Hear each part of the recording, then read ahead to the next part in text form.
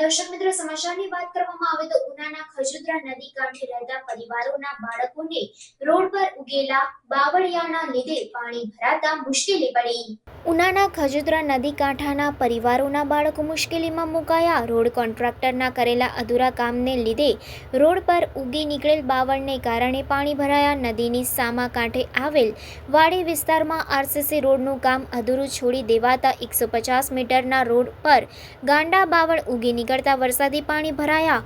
વાડી વિસ્તારમાંના વિદ્યાર્થીઓએ ઘૂંટણસમાં પાણી અને કીચડમાં આવવા જવા મજબૂર બન્યા છે. એ બાળકોના આરોગ્ય સામે ખતરો છે. આ તમારે રસ્તાની શું સમસ્યા છે? આ રસ્તામાં ખૂતી જવાય અને કાંટાઓથી કોકની આંખે ફૂટી જાય છે અને ખૂતી પર પડે હોતી છે અને લાગે હોતી છે. એટલે રસ્તામાં પાણી ભરેલું હોય ત્યારે શું થાય? ખૂતી જાય છે. તમારી માંગણી શું છે?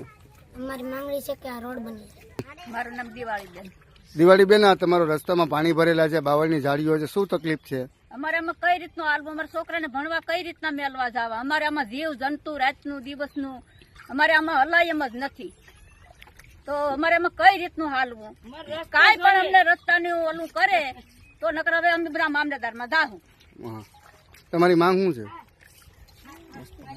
અમારે બસ રસ્તાની જ માંગ છે, બીજું અમારે કઈ નથી. લાખુબેન.